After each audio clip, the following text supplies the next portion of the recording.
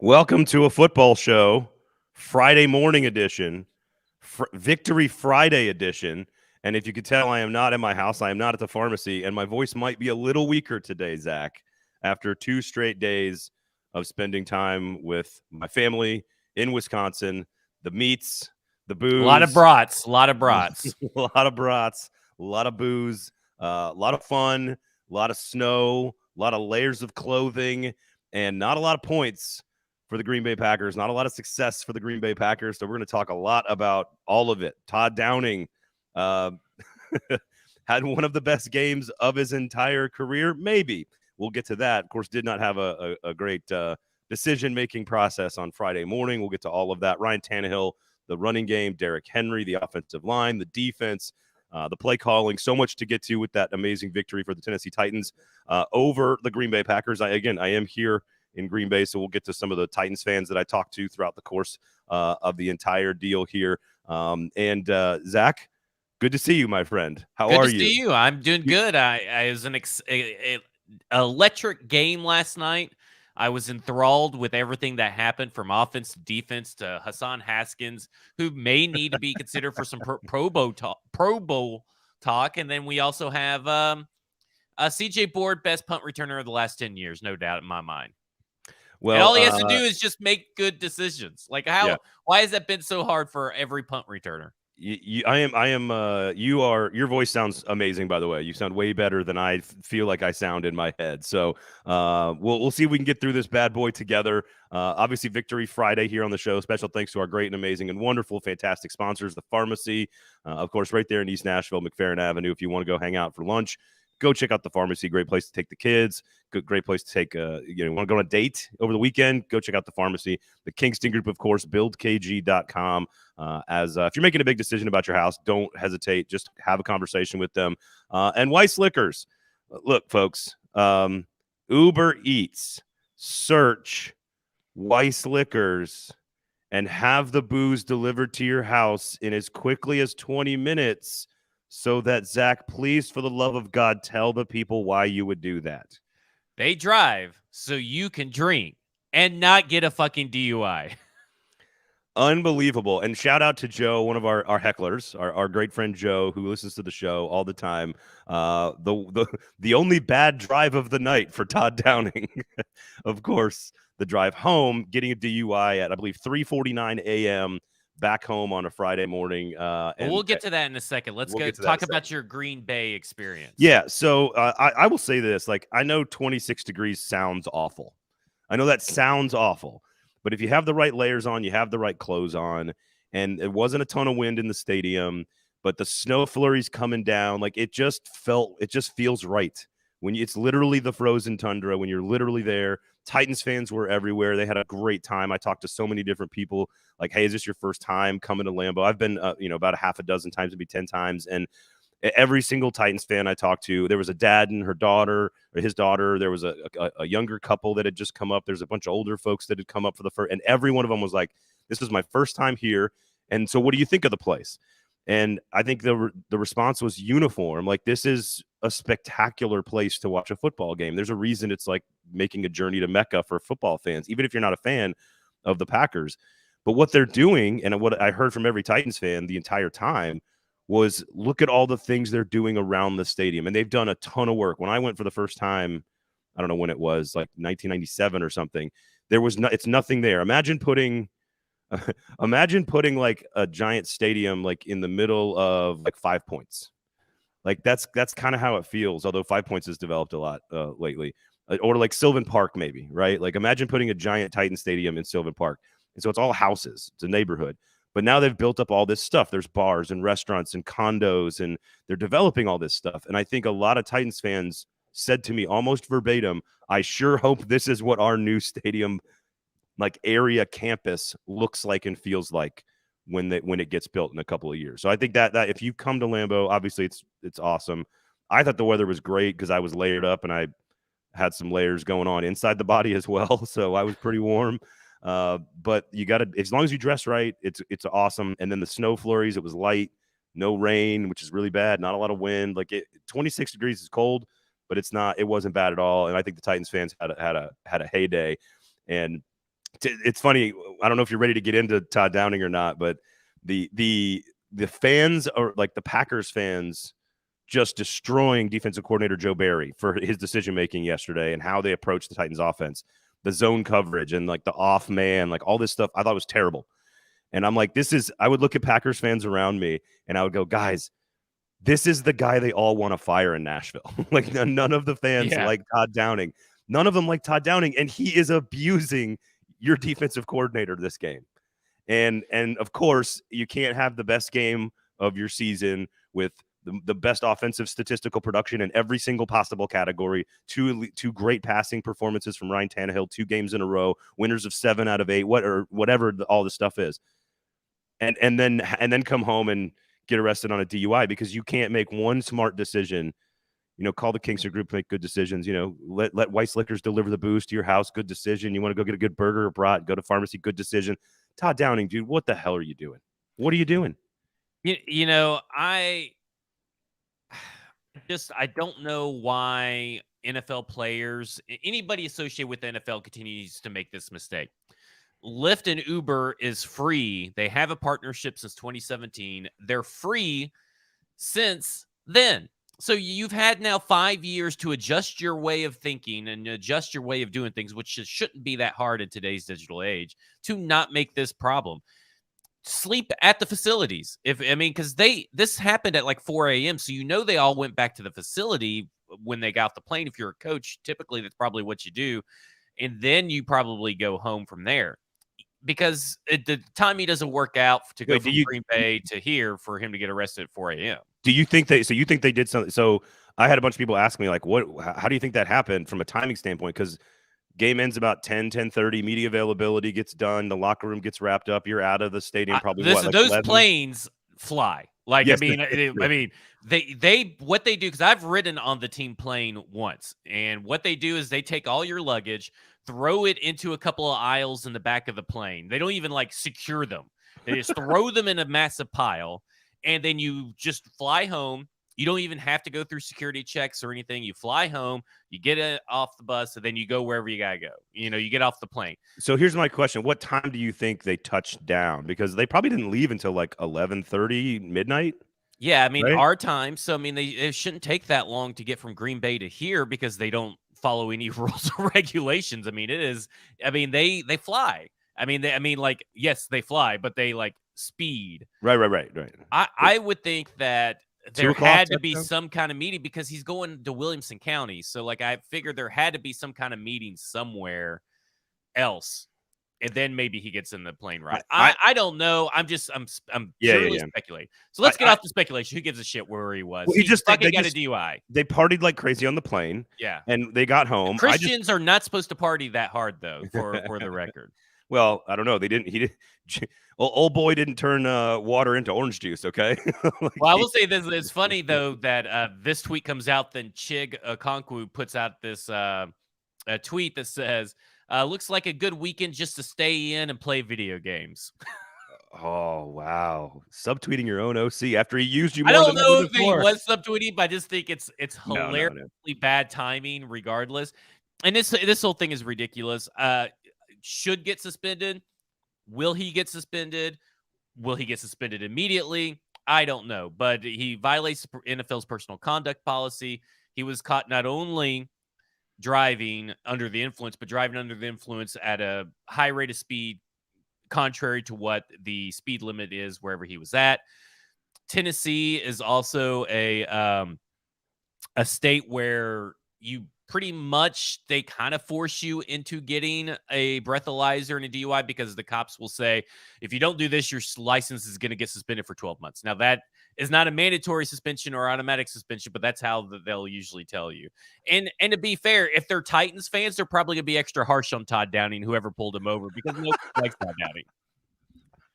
Nobody takes into account that these could be Titans fans. What's funny is he doesn't get booked in, and I don't know why I'm interested in this. It's not that important, but like I think it's 3:49 a.m. He gets pulled over, and then he doesn't get booked into like whatever, the drunk tank, whatever it's called, at like another 45 minutes later, right? And then he's out like less than 2 hours. Yeah. Like, isn't it mandatory 4 hours or 6 hours? Like, I thought you had to be in there to sober up or Well, I whatever. think it's bonded. I think if someone And made picks his you up. bond, so like Yeah. it Okay. depends Okay. on. Usually, when people get drunk, they don't have someone that can come bond them out. That's sober usually. Right. Right. I will say this. I am not fully aware of what happens when one gets a DUI as someone who's never had one because I don't drive after drinking. It's It, not that it's an complicated. When you have a free lift home, just take it. What are It's we so doing? easily avoidable, and a lot of people are making the jokes. Oh, well, you can't finish a drive or another bad drive. You know, the thing about this is that he's extremely lucky because Yeah. at the end of the day, nobody got hurt. And the last 3 DUI arrests, or at least the last 2, were Henry Ruggs and Britt Reed. Oh God. And people died during those. And in fact, Britt Reed, who is the son of Andy Reid, who is in jail right now because he killed someone. So it could have been a lot worse than what it was. And in my mind, the Titans have to show that they're going to make a stand, especially because of the NFL conduct policy, but more importantly, just because of what's recently gone around. And I know that Mike Herndon has said that he doesn't expect it just because, and he's using a parallel to John Benton, an offensive line coach of the New York Jets who got arrested for DUI in March. Now, here's the difference between that and this one. And call it unfair, call it hypocrisy, whatever you want to call it. Ian Rappaport, Adam Schefter did not put out one tweet about John Benton's arrest. We got those tweets. We got Josina Anderson. We got national media coverage, Bleacher Report, and it's following a primetime Thursday night football game of victory. Call it unfair if you want. I think it's justice, but I think he may get suspended and the league will step in because it's a lot more public than any of the other DUI arrests that you could compare it to that's a coach, besides the ones that have ended in someone being murdered or getting hurt. Well, so why do you think this one's gotten more coverage? Oh, I just think it's the timing of it, Okay. but it's also in season. The one in March technically wasn't in season. Yeah. So again, maybe that's not fair. And maybe that's a problem that needs to be fixed because all DUIs may need to be treated equally, no matter what, if you're going to use the personal conduct policy as a thing to stand on. But there are differences, right? There's differences in levels to every case. You can't treat, in my mind, okay, you can't really say, well, Britt Reed got put in jail, so Todd Downing got put in jail. Well, Britt Reed killed someone, right? I mean, and like if you blow like a 0.09, right, and we don't versus a know all that. 0.1 versus a 0.2, and you're doing donuts on Charlotte Park or Charlotte Avenue, like that, it's different. But it's funny. Jacob says this. Finally, the national media is covering the Titans.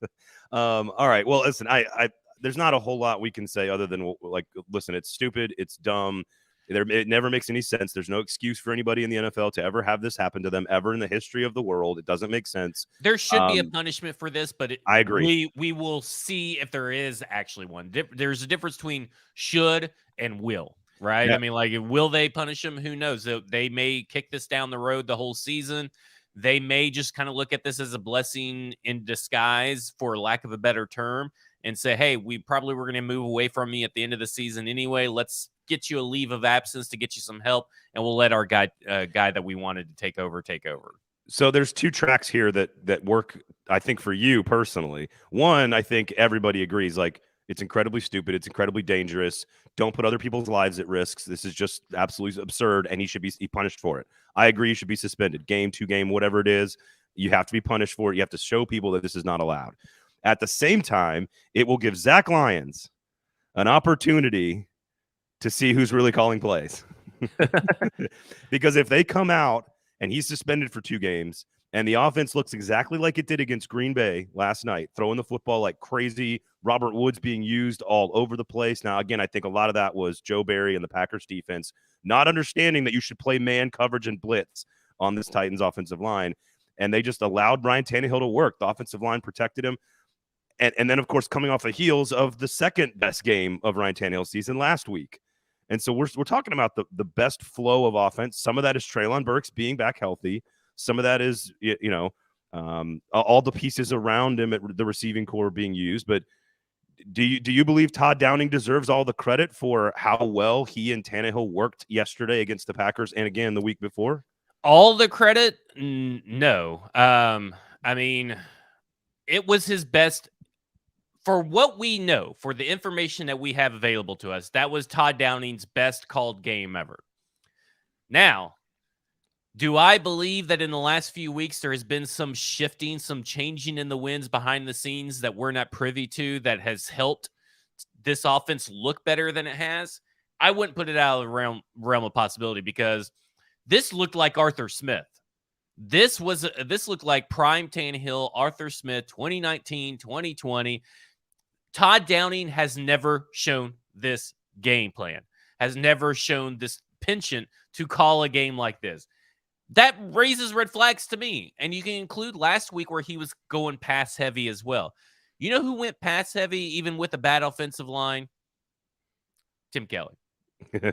Just saying that I think there is a possibility that this is not the doing of Todd Downing, but the doing of other people being involved in the play calling and decision making. And that, yes, Todd Downing is able to work the headset better than anybody else and actually communicate the plan, but someone is communicating him to tell him what to communicate. I think that is a distinct possibility because it looks drastically different.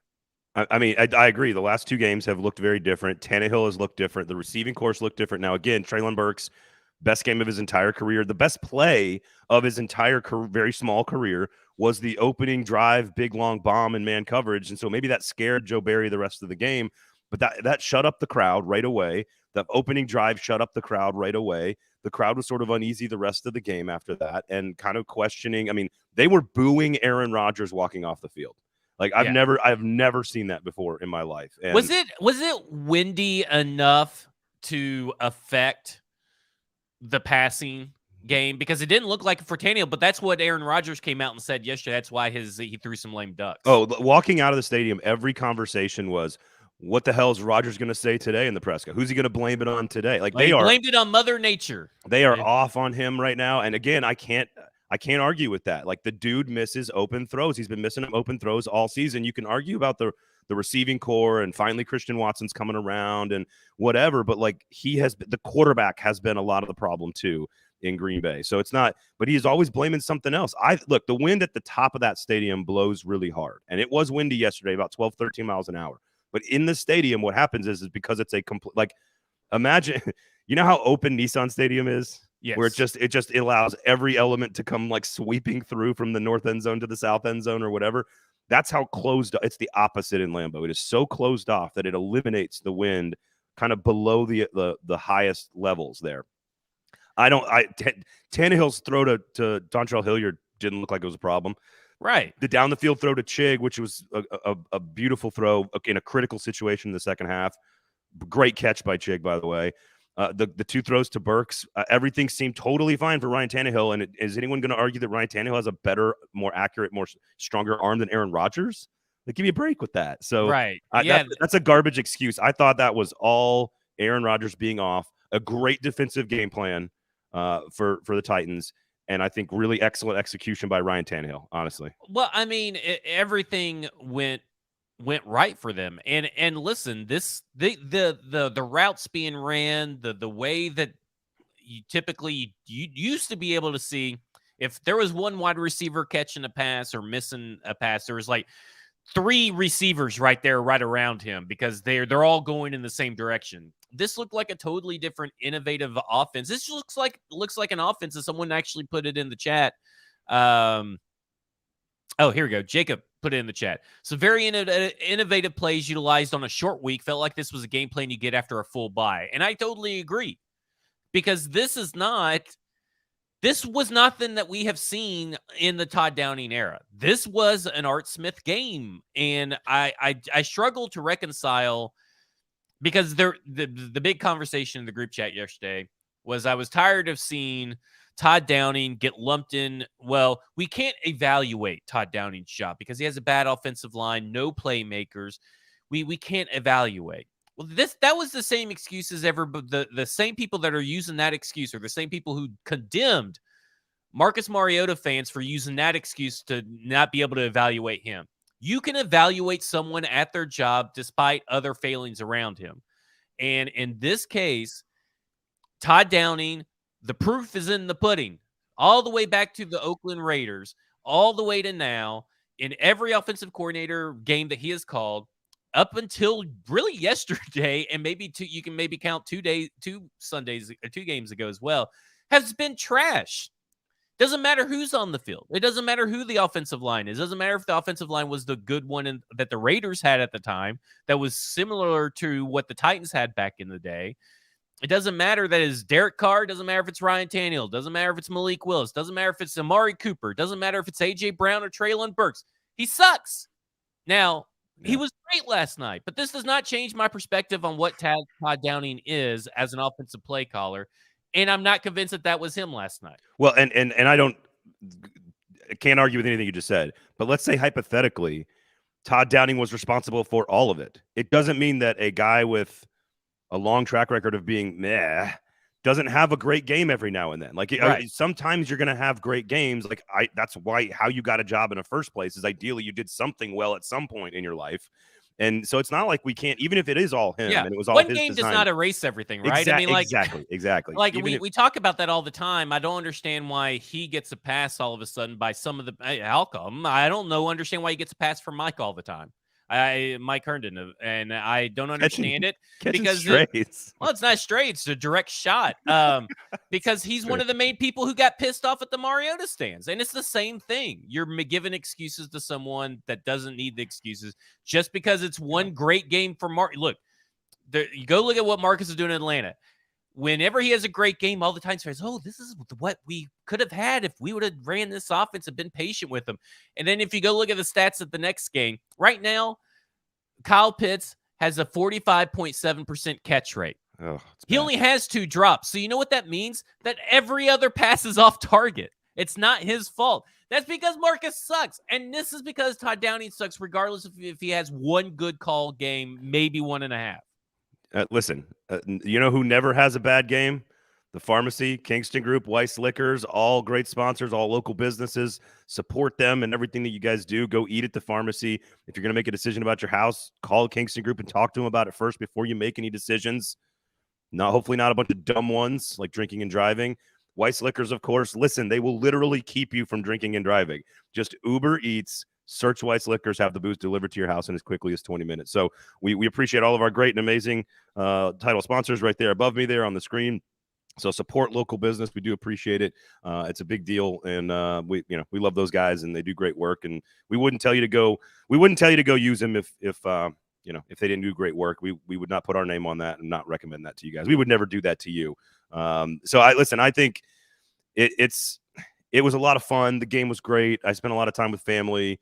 I expected the Titans to win, much to my family's chagrin. All week when we were here, they're all going, "Why do you think? Like, what? Why is this?" I'm like, "Because they're better. Because the Titans are better. 7 of their last 8, and now we're starting to see what an offense could look like with a healthy Ryan Tannehill throwing the football to. And he's not even healthy. Yeah, well, right? Getting healthier, right? Yeah. Getting healthier with receiving cores, with receiving options.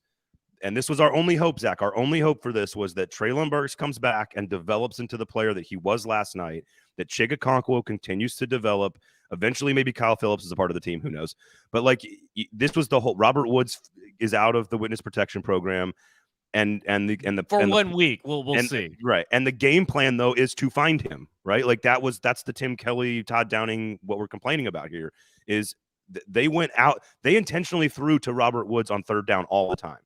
Now, it helped that they were in 3rd and short for most of the game. Like, they were in 3rd and 2, 3rd and 3, 3rd and 4, 3rd and 1, way ahead of the chains, patient with the running game.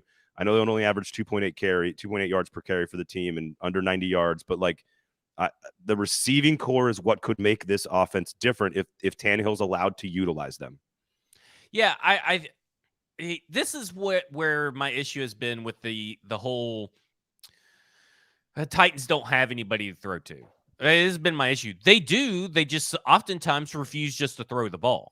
And now you've seen, listen, in a game where Aaron Brewer is your starting center, Dylan Radins is your left guard, and Dennis Daly still exists on this team in this world, they went out and passed the ball, and they weren't scared to.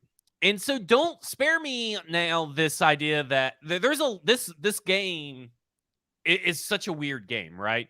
Because everybody said, well, you can't do play action if your run game's not working and you can't, or effective, and you can't do play action with this offensive line. Well, they did 40% play action passes last night, with the ostensibly the worst offensive line that they've had all year. Yep. So they can. They say they can't get Chig involved. They can. Or they can do all these things that we've been saying that they can't.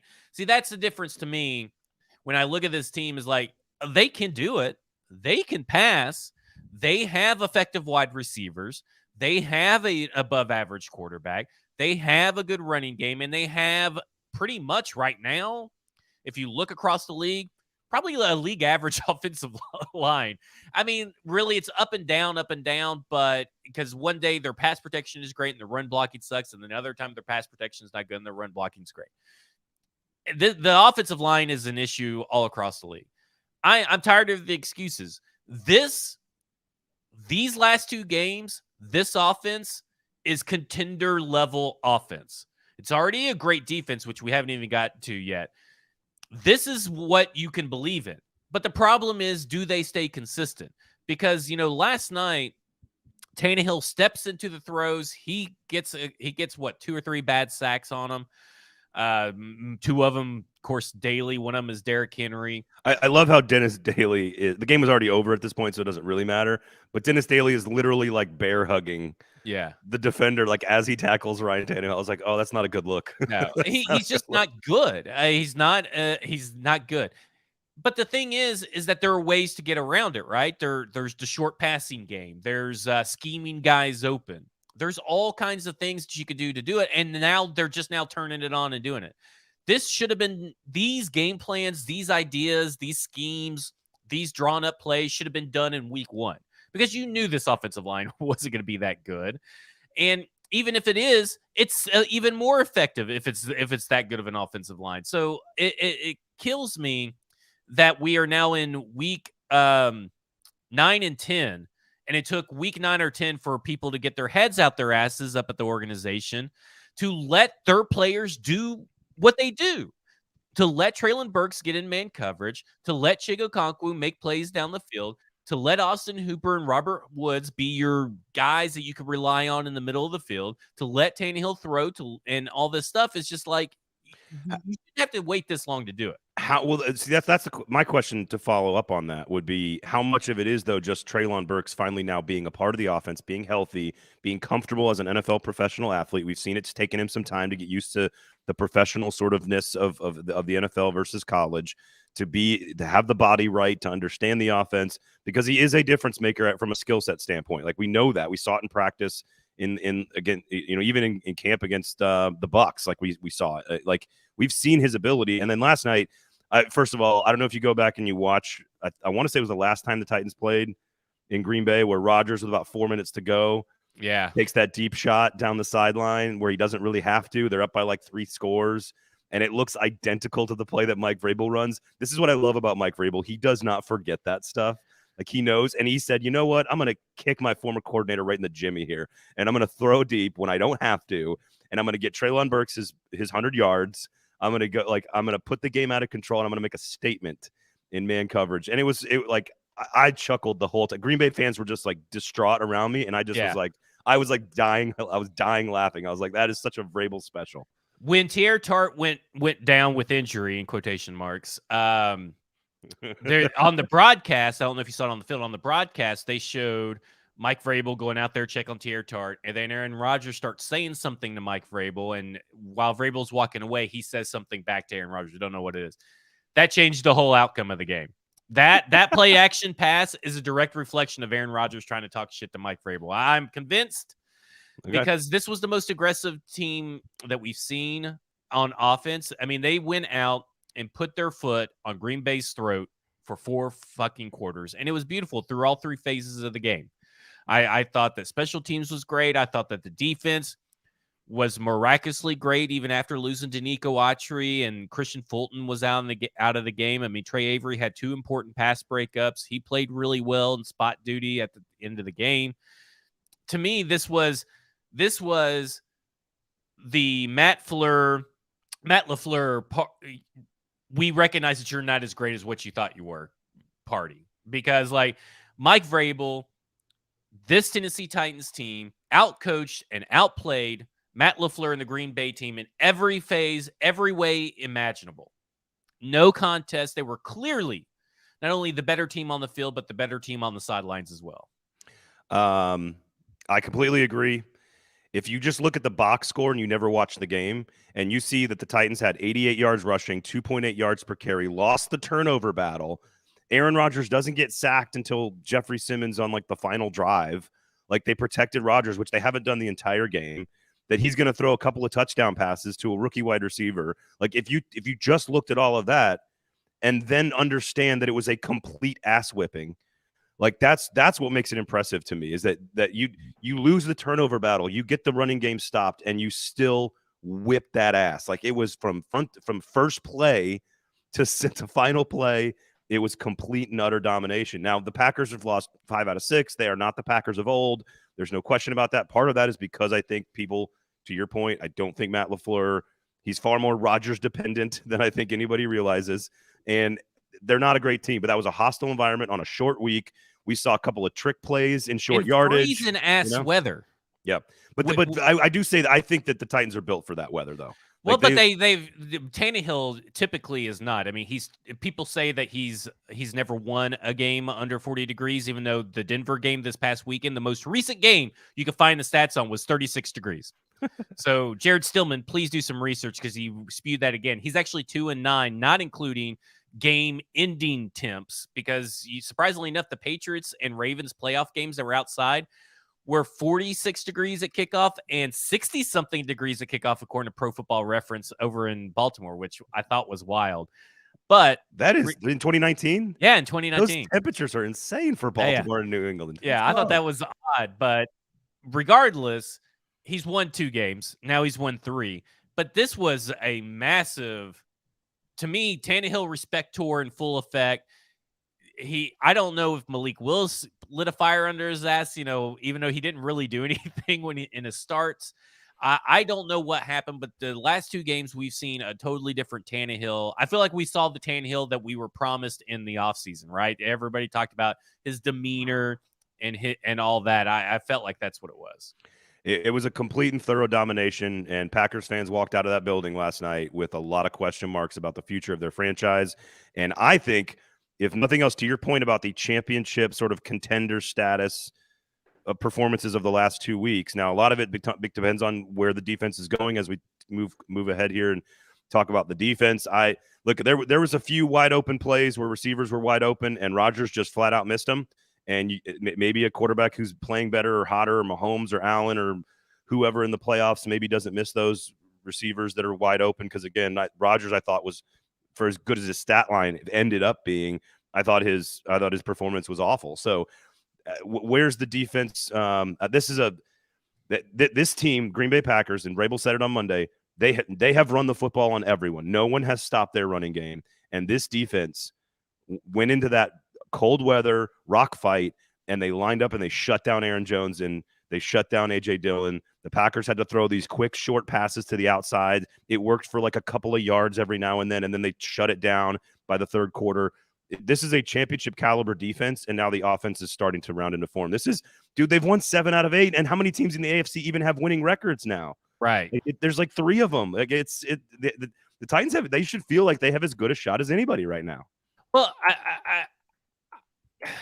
it's so hard because, listen, I'm a man that can recognize that I said stuff at the beginning of the year.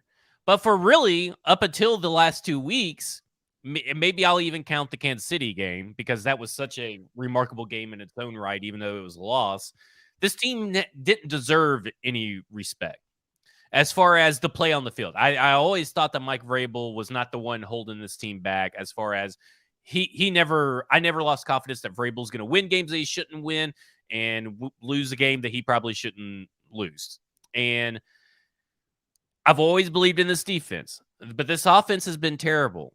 And we've talked a lot about the offense. So I will say that as long as this offense continues and maintains at least the baseline of the game against Denver as an offensive output performance, they can beat almost anybody.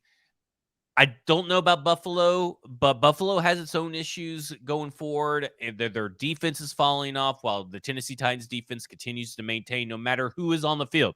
And that's what we got to talk about is that, yeah, only 13 pressures, but you know what about those 13 pressures? Regardless if Autry was on the field or he wasn't on the field, whether Teair Tart was on the field or Simmons was injured, they stuck to who they are. They rushed four, rarely blitz to send a fifth guy. They were pretty obvious too. Like the wide nine was so freaking obvious almost on every defensive play. And that is credit to coaching and why Shane Bowen hopefully doesn't get a head coaching interview because I want him to stay here. But why Shane Bowen, Jim Schwartz, and Mike Vrabel are just out of this world good with this defense. Because you're talking about Joshua Kalu. You're talking about Trey Avery. You're talking about Andrew Adams, David Long, Monty Rice, Joe Sherbert. You're talking about all these guys that are just guys, and they're still doing whatever they want to do, right? Yep. Danico Autry's gone. They're doing what they want to do, and that's so important. So I want to know if this moment was on television because I think it's indicative of the culture of the defense. So I want to say it was after the turnover. After the interception, the building got a little hyped up. They were ready to go, and they were like, okay, hey, maybe there's a chance. I think it was like 10 minutes to go in the game. They're still down 10, right? Like there was a chance they could get back in the game because they stopped them with the turnover. First big play that swings momentum, no turnovers the rest of the way. And I don't know if this moment was on TV. So David Long, I think it was during a TV timeout. So you tell me if you saw this. David Long walks out of the defensive huddle. And he looks up at all of the Packers fans, and he starts taunting them. No, I have not seen this. He walks out of the huddle, and he's like kind of bouncing. He's kind of doing this thing here, and he starts like he's doing the get up crowd. Come on, get up crowd. He's doing two hands up, and he's like waving at him, and he's like doing the I can't hear you, and he is taunting Lambeau Field openly, and the crowd starts like yelling and screaming at him. They're getting pissed off. The whole deal. He walks back into the huddle, and he and Jeffrey Simmons do as hard of a headbutt as I've ever seen two people. Obviously, they're wearing helmets. They walk into the huddle and they just go boom, like with each other. The point is the confident level, the confidence and like the physicality and the we believe in ourselves. It was just so obvious what he was doing. It was so much fun. Like Packers fans were so pissed off at him. I mean, you're shutting down Aaron Rodgers. You're up by 2 touchdowns. You just turn the ball over. Now you got to get a big stop, and of course they do. And David Long is out there taunting Lambeau Field. I was like, damn, dude, like you got some stones on you. And then they got to stop. So, well, I don't know if you saw this, but there was one point where Aaron Jones thinks he's got the first down, and he gets up and he signals for it. And there's a great shot of David Long looking and pointing at the first down marker about how far away it is. I mean, it's so far away. And he's like, it's not even close, dude. David Long, we've talked about David Long, and we've talked about David Long on the offseason about his particular comments about stepping up to be a leader for this team. And it's happening right before our eyes. I mean, you're talking about these last 4 games, if you're paying attention. These last 4 games, David Long is playing some of the best football for a linebacker in the entire NFL. Not only is he probably the 3rd best player on this team behind Simmons and Autry, he is probably one of the best linebackers in the NFL right now. And isn't he one of the best coverage linebackers statistically? Oh yeah, statistically, or number 1? Yeah, for sure. But I mean, he's just everywhere. He's great. You know, the 10-day rest. Oh my gosh, this defense needs it so bad. And look, I will say this: the fact that Autry is not a season-ending injury, according to reports, what they believe is not a season-ending injury, and that he's still going to get an MRI done, though, that's good news. Maybe only misses 1 game, but maybe giving Bud Dupree this break gets him in a 10-day rest period gets him back. Because you need one. I don't know if necessarily you need one of those guys, but you definitely would like to have one of those guys and not have either of them. But this team. I mean, I just can't What else say What else anymore. can you say? Well, I can't say anymore that, well, the game's over because this guy's getting out on injury. Next man up on this defense. I saw someone put out a tweet last night. His name's High Pockets 84, Kevin Johnson. He's a guy that quit Twitter over the summer, and I wish he would have stayed quit and would just stuck with Facebook because that's where his takes belong. He says, can we, after the play that Green Bay scores and Josh Kalu and I believe is Christian Fulton have some kind of miscommunication and Christian Watson gets the injury. So at the opening drive of the second half, they go all the way down the field. No Autry and all this stuff happens. And he goes, well, we need to quit calling this defense elite. No, this is an elite defense. You need to quit calling yourself a Titans fan. I mean, this is an elite defense no matter what. Get a grip and don't let one drive erase everything that they have done, and put that one drive into context as well. Like, I don't understand why people just can't put stuff into context at all and just to totally ignore it. You know what that defense did the rest of the way? Just hammer the Green Bay Packers. They didn't have to do anything. I mean, they did it with Trey McAvery out there getting 2 pass breakups that I can remember. I mean, give me a break about this defense. Well, if they're not elite, who in the NFL, like who's better in the AFC? In the AFC, who's got a better defense right now?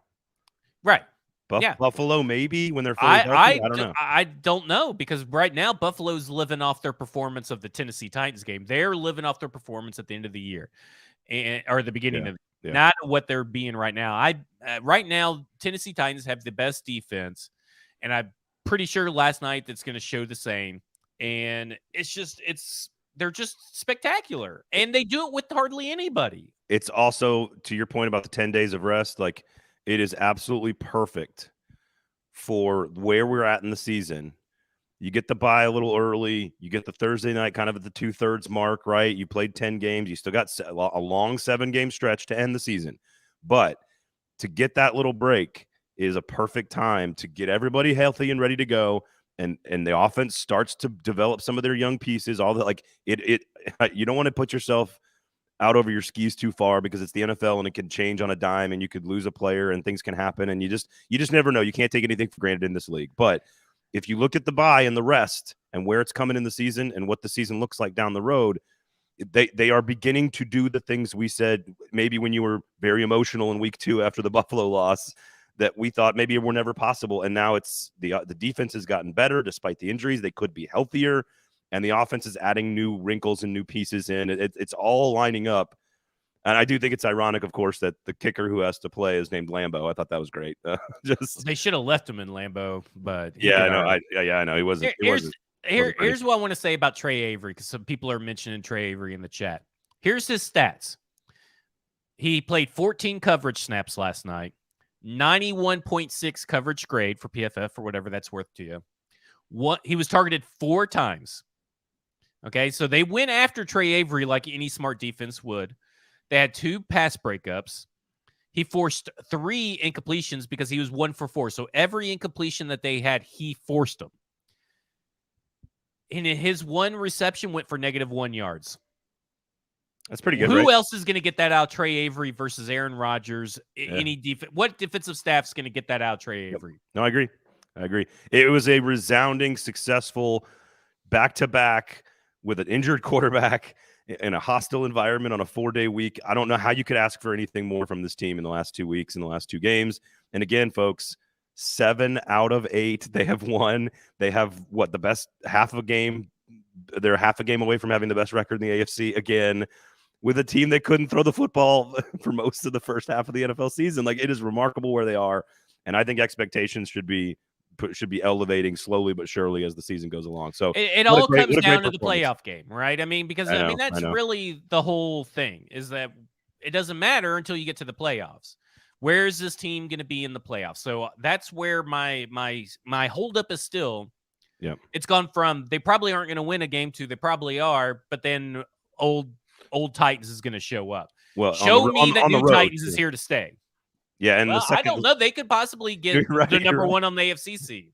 I would not be surprised if they end up with number 1. Now, number 2, and correct me if I'm wrong, number 2 It has a long road too, 2 home games. But you get 2 home games. Yeah, that's what I thought. So, listen, I don't know what else I can say. The all the positive things we would say about the Titans the last 2 games are all the things we would say about Todd Downing driving home last night. Like that's, or I guess this morning, I should say. So, okay. All right. Great stuff. Congrats to the Titans. I will say for all you Titans fans that want to know what your new stadium could look like, look at how Green Bay is developing around Lambeau. All the Titans fans could not have been, more excited and positive reviews about the stadium, even in 26-degree weather. And I'm up here with my dad and my cousin. We never get to see each other, and we get to go to a game together. And like that's, if you ever have a chance to come, you got to go. You got to go to Lambeau, man. It's just such a special place. It is massive. It's a cathedral of football, and you got to make the journey, man. It's worth it. So everybody should come up here for a game. I recommend it. So what else you got, man? That's just an all-around ass whipping. I mean, it's what it was. That was one of the most decisive wins I can remember of the Mike Vrabel era. That he didn't let his foot off the gas on offense. Yeah, it's pretty interesting that we could say like, that was one of the Mike Vrabel's favorite wins. A lot of those this year. I mean, Tannehill's gutsiest performance, maybe best performance. Now this is Tannehill's best performance in a box score. Then you have Todd Downing's best called game. Now you have Mike Vrabel's probably the team's most dominant performance, and then you have Mike Vrabel against the Colts' most impressive performance. Like, just a lot of. Credit to Mike Vrabel, because I mean, is there really 5 coaches that you would even take over Mike Vrabel? I would struggle to maybe even take 2. I mean, to be honest with you, are you really going for Sean McVay over Mike Vrabel? I mean, maybe Belichick and McVay. I don't know if I would take Belichick right now. Now, if you're saying prime Belichick and prime Vrabel, then maybe. But like right now, I think it comes down to that playoff game again, like you're talking about. Like it's let's see the schemes and all that stuff work, man. But you're right. It's like, how many times can we say like one of his favorite wins, one of their toughest performances, one of the grittiest performances, it's just every single week we do this. I will one more quick note, because Ben Jones obviously didn't play, we were talking about David Long and sort of the heartbeat of the defense. Like those 2 guys are very similar too in their personalities, their leadership. They're also both undersized. They're tough as nails. Like we've got. If you look at Jones and Long as like the 2 main cogs on the offense and the defense in terms of like how they embody the Vrabel way or whatever, the Titan way, whatever you want to call it, like those are the 2 guys I would look at. So great night for Titans fans. If you made the trip up here, great night for Titans fans who were watching at home. So make sure you check out the Pharmacy, Kingston Group, Weiss Liquors. Support our local sponsors, of course. We'll touch on the SEC here real quickly, but make sure you go to McFerrin Avenue over there and check out the burgers and brats, man. I had 4 brats yesterday. I am paying for it right now. That's for sure. Drank a lot of Spotted Cow, which you cannot get at Weiss Liquors because they don't sell it outside of the state of Wisconsin, but it's pretty good, New Glarus. But go to Weiss Liquors, Uber Eats, search Weiss Liquors. They'll have the booze delivered directly to your house in as quickly as 20 minutes, so you do not have to drive. You drive so you can drink. With the booze, you don't have to drive. It's just don't do it. Don't put yourself and other people at risk. And, of course, the Kingston Group, when you're making a big decision about your house, make sure you check out the Kingston Group. Have a conversation. BuildKG.com is the website. Support local businesses, folks. Every one of them, locally owned and operated for you in Nashville. All right, SEC games real quickly. Not a lot to talk about here. Obviously, we'll give you a quick little preview here, but Tennessee and Georgia at Kentucky, Tennessee at South Carolina, both 3 touchdown favorites. Hold serve, boys. You're in a great position to make the playoff, both of you. Just hold serve. Show the committee some style points if you want to. Heupel, Coach Josh Dad, youth pastor or whatever. Just if you want to run up the score on South Carolina, Vols fans wouldn't hate that. But just hold serve. That's really all you got to do. I mean, I don't know what else we need to say about those 2 games. Heavy favorites. No, just win. Like, right? I mean, at this point, that is what you got to do. You gotta win.